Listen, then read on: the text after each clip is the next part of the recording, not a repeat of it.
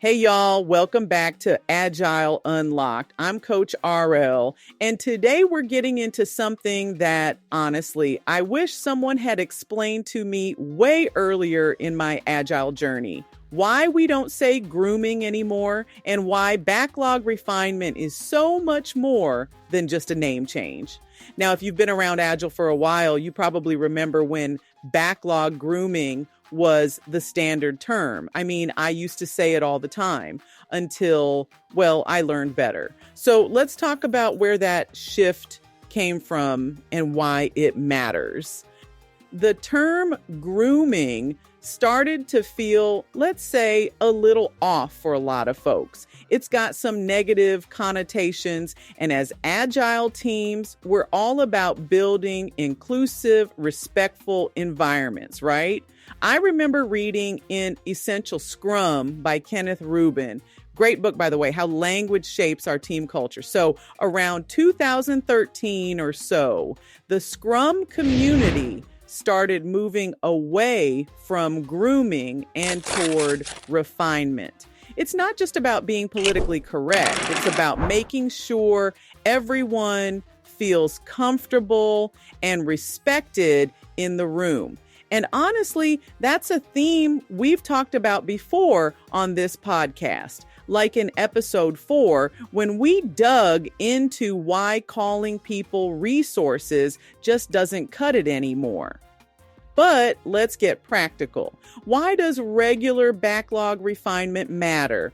Well, if you've ever sat through a sprint planning session where half the stories are unclear, too big, or just plain confusing, you know the pain. Refinement is where we break down those big ideas, clarify acceptance criteria, and make sure our backlog is healthy and actionable.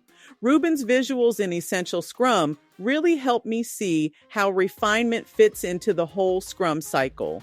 It's not just a meeting, it's a continuous process that keeps us ready for sprint planning.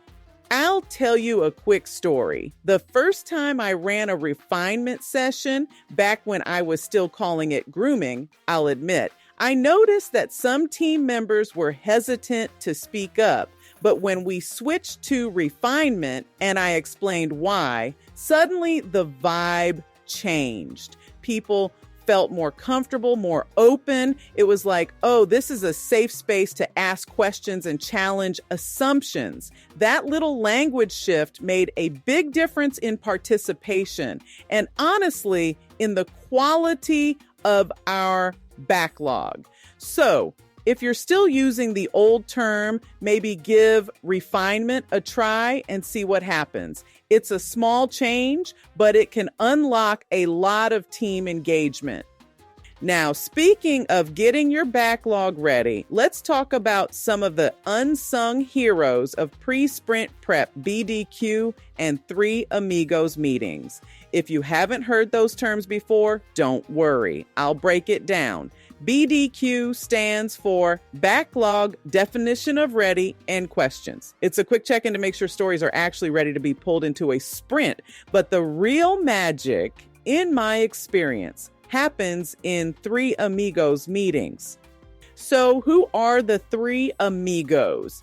Usually it's the product owner, a developer, and someone from QA or testing. Sometimes the Scrum Master joins in too. The idea is to get different perspectives on a story before it ever hits sprint planning. You talk through the story, clarify requirements, poke holes in assumptions, and make sure everyone's on the same page. It's like a mini brain trust for each backlog item. I worked with a team a couple years back, shout out to my old crew in Dallas, who were struggling with stories getting blocked mid-sprint. We started doing structured 3 Amigos meetings, and I kid you not, their velocity jumped by almost 30% over the next few sprints. Why? Because we caught misunderstandings early, and stories came into sprint planning already ready. It was a game changer. Now, if you're thinking that sounds like just another meeting, I get it. But here's the thing. Three Amigos doesn't have to be a slog. Pulling from Lisa Adkins' Coaching Agile Teams, the best sessions are collaborative, focused, and even a little fun. Keep it small, time box it 20 minutes tops, and use real examples. Ask, what could go wrong with this story? Or how would we test this? And don't be afraid to challenge each other. The goal isn't to nitpick, it's to build shared understanding. I always say if you leave a Three Amigos meeting with more questions than answers, that's a win. You've uncovered risks before they become blockers. So, if you want smoother sprint planning and fewer mid-sprint surprises, give BDQ and Three Amigos a shot. It's one of those small investments that pays off big time. All right, let's bring it all together with sprint planning itself. If you've ever been in a planning session that drags on forever or where nobody seems clear on what you're actually trying to achieve, you know how painful that can be. Sprint planning is where the team decides what backlog items they'll work on for the next sprint and how they'll approach them. It's not just about picking tickets, it's about building a shared plan and a sense of purpose. So, what makes a great sprint planning session? First, you need a clear agenda. I like to split it into two parts. First, decide on the sprint goal and what stories support it. Second, break down how you'll deliver those stories. Time boxing is your friend here. Don't let it drag. For a 2-week sprint, 1 to 2 hours is usually plenty. And make sure everyone's involved. Product owner brings the priorities, developers forecast what they can deliver, and the Scrum Master keeps things moving and makes sure everyone's voice is heard. Pulling from Mike Cohn's Agile Estimating and Planning and Jeff Patton's User Story Mapping, the key is actionable user stories. If a story isn't clear or it's too big, push it back to refinement. And don't forget to set a sprint goal. That's your North Star. Without it, you risk ending up with a grab bag of unrelated work, and the team loses that sense of progress. I've seen teams transform just by getting disciplined about setting and rallying around a sprint goal. Here's a story from my own playbook. I once worked with a team that set a really ambitious sprint goal, something that honestly made us all a little nervous. But because we were all aligned, we collaborated more, helped each other out, and not only hit the goal, but actually delivered a little extra. That's the power of a clear, inspiring goal.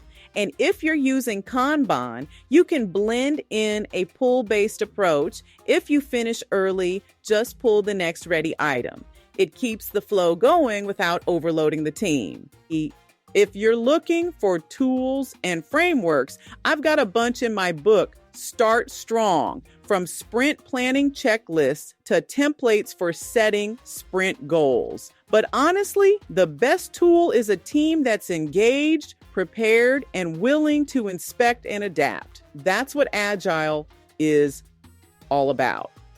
So, next time you're heading into sprint planning, remember, keep it focused, keep it collaborative, and don't be afraid to experiment with new approaches. That's how you unlock real Agile success.